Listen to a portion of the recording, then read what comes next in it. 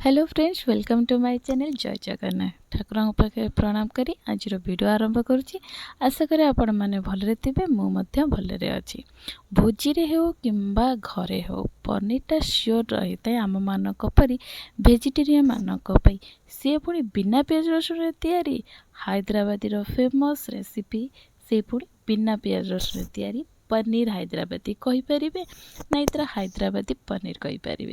तो आसतु देखिए बिना पियाज रसुण प्रस्तुत हैदराबादी पनीर प्रस्तुति प्रणाली।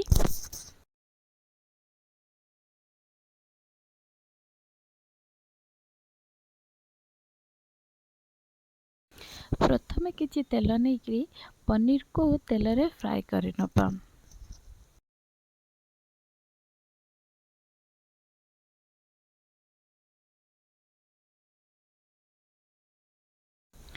पनीर ये फ्राए हो सारा मुझे से सेम तेल रे चारिटा टमाटो को मु फाड़ करी काटिकी नहीं जाइए। देन ये चारिटा लंका नहीं जाइए, कंचा लंका नहीं जाइए। देन ये फाड़ अदा भी नहीं जाइए।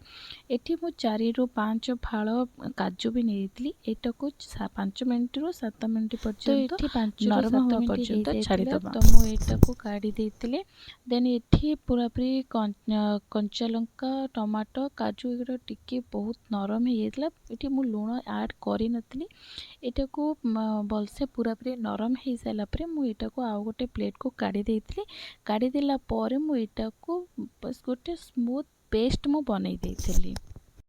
तो यहाँ मु टमाटर टिके हल्का ठंडा हो सारापर मुझे ग्राइंडर रे मुझे को ग्राइंडिंग करने रखी। ये टमाटर मु अल्प किछि पुदीना पत्र अल्प किछि धनिया पत्र एगुड़ा सबू जाक नहीं सहित मुझे पालंग भी अल्प किछि ऐड करी। तो यहाँ को गोटे बाटी देकर गोटे स्मूथ पेस्ट बनईदेवी। तो ये स्मूथ पेस्ट बनी सारापर मुझे किछि 4 ରୁ 5 ଚାମଚ पर्यंत दही ऐड कर देती। दही को यहाँ को आपन जब ग्राइंडिंग करेंगे तो ग्राइंडिंग रो पूरा पूरी डायरेक्टली ग्राइंडिंग करेंगे, टिके बंद करेंगे, टिके ग्राइंड करेंगे, टिके बंद करेंगे, टिके ग्राइंडिंग करेंगे। तो ये हिसाब से यहाँ को मु ग्राइंडिंग गोटे स्मूथ पेस्ट बनई देती।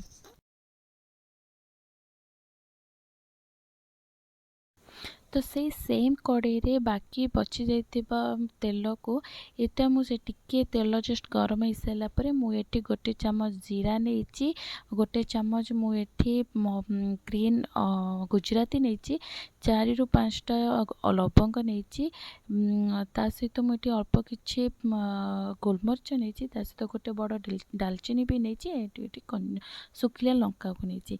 ये सबू जाक नहीं सबू जाक जस्ट टिके फ्राए करदेवी। ये सबू जाक टिके चिटकिला टिके हल्का फ्राए हो सारापर जो मु पेस्टा बनई तो सेटा को मुझे ऐड करदेवी।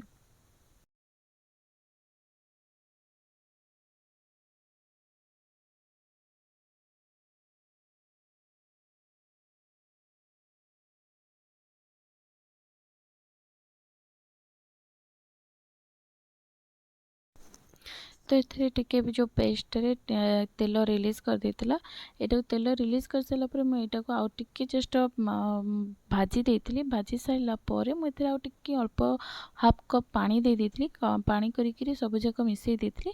मिसई सारा पर मुझे किछि सुखिला मसला गुंड सब जाक ऐड कर देती।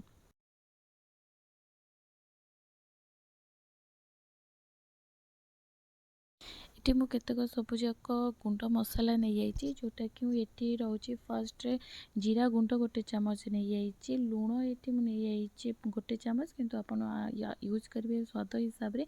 ये हलदी गुंड नहीं जाइए, रेड चिली पाउडर नहीं जाइए खाली कलर पर, ये गोलमरीच गुंड भी नहीं जाइए, ये धनिया गुंड भी नहीं जाइए, गरम मसला भी नहीं जाइए। ये मु जीरा गुंड को हाफ चामच यूज करी, सबू को मुझे सबू गुंड मसला तक सब मु हाफ हाफ चामच सब यूज करके ऐड करदेवी। ऐड करके जस्ट टिके पानी देकर यहाँ टिके फ्राए कर देकर ये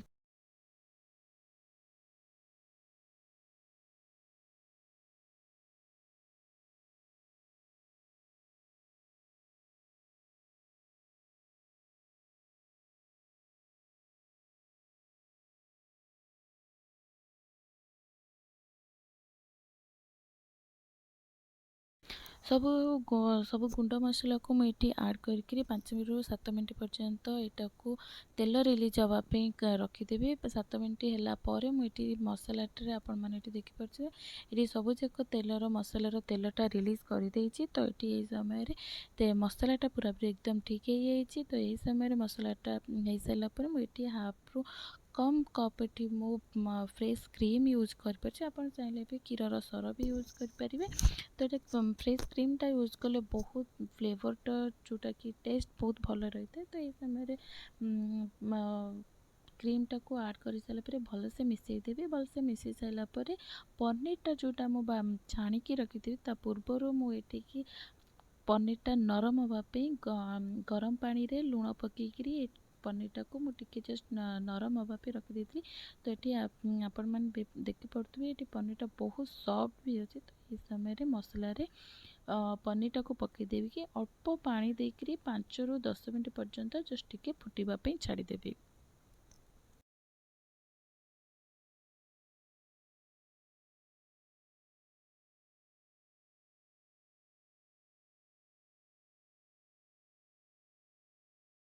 5 ରୁ 7 ମିନିଟ୍ ପର୍ଯ୍ୟନ୍ତ ମୁଁ ଏଟାକୁ ପାଣି ଦେଇକରି ଘୋଡ଼େଇକି ରଖିଦେବି।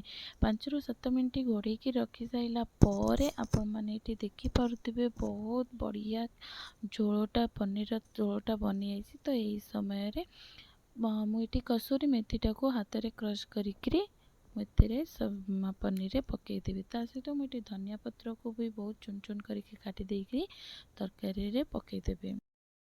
तो ये आमर पनीर हैदराबादी बिना प्याज रसुण रेडी होगा। तो आसतु सर्व करवा नेक्स्ट प्लेट रे।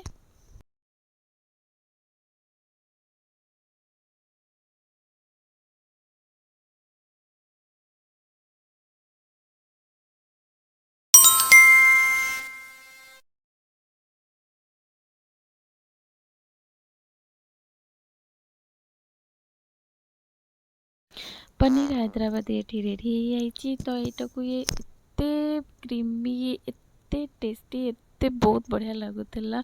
यहाँ आपण रुटी रे हो पराठा रे हो जेकोसी जिनस भी आप भात भी आराम से खाई पारे से पुणी बिना प्याज रसुण।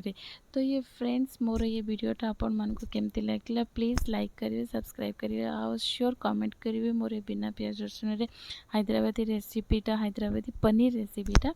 तो कौटी मोर किसी भूल है तो निहाती भाव में मत प्लीज़ कमेंट करके जनइले मु बहुत खुशी हेबी। मोर आदि किसी भूल भी है तो मोर भूलटा को निहाती भाव में सुधार चेष्टा करी। Thank you for the watching my video. Love you all. Thank you.